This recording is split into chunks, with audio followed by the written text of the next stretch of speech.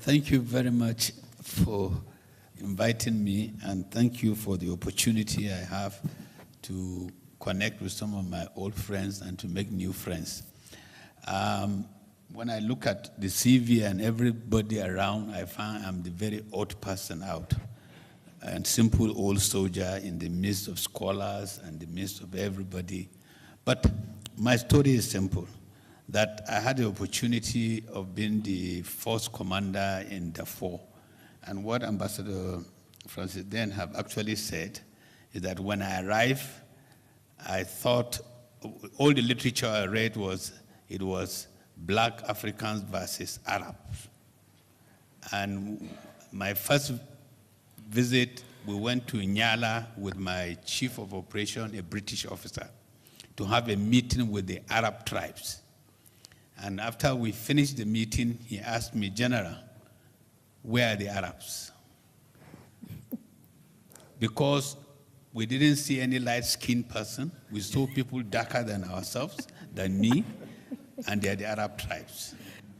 So I think that is the issue Ambassador then have talked about, the identity.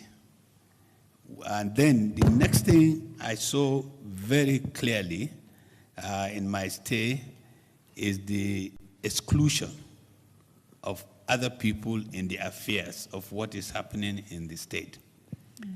About then the last that worries me was that when I arrived in Darfur, there were really 3-4 major movement, rebel groups, or anything you want to call them.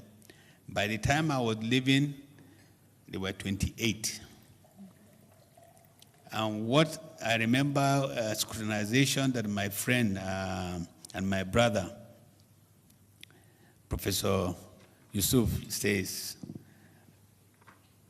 if you want to be recognized, you have to look for weapons, you have to look at a group, arm them, and then you will be recognized. And then you will be called on the conference table. Okay. And what bothers me also was that throughout my stay, I now found out that the people themselves were not included in anything that was happening. They were excluded, and then we wanted peace. And above all, we were building fences. You cannot cross from Darfur to go to southern, now South Sudan. Yet, the philosophy and what people in South Sudan, then Southern Sudan, were doing have effect on what people in Darfur are standing for or fighting for. So I think the major thing, if we really want peace, I've looked across Africa. The military itself have at one time become the center figure, and people wanting power are looking for power through gun and not through working with the people. So you will find out that at the end of all our crises, whether fighting for independence or for one thing or the other, we win the battle, but we lose the peace. We don't have peace among ourselves. There's no progress. If you look at democracy, even in my country, I was so proud 10 years back that we are beginning to make some progress. But if you check what has happened in the last 3 elections in Nigeria, you will begin to wonder, are we progressing or are we moving? And the question is not only for Nigeria, it's for all of us, and not only for South Sudan and Sudan itself, but for all of us. As I left Darfur to back home, one thing I realized, and that where two civilization or group or culture or anything mix, there's always a friction. And the answer is not to keep on dividing.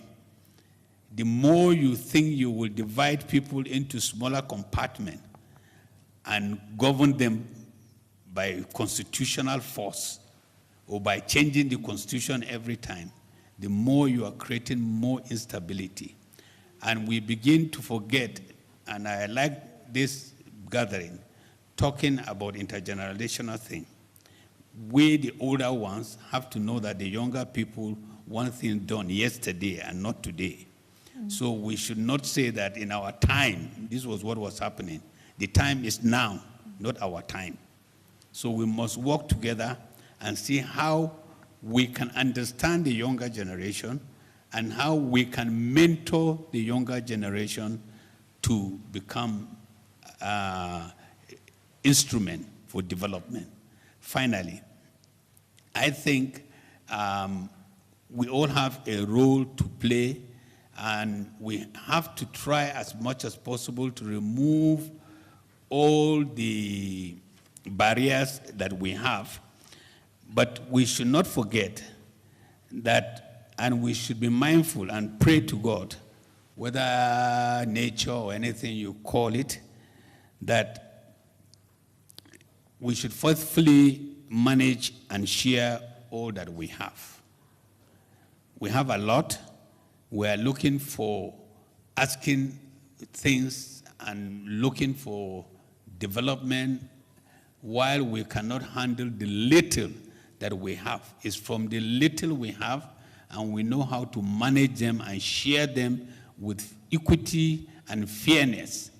We will become stronger, and the stronger we are, the more we can look outward to face people.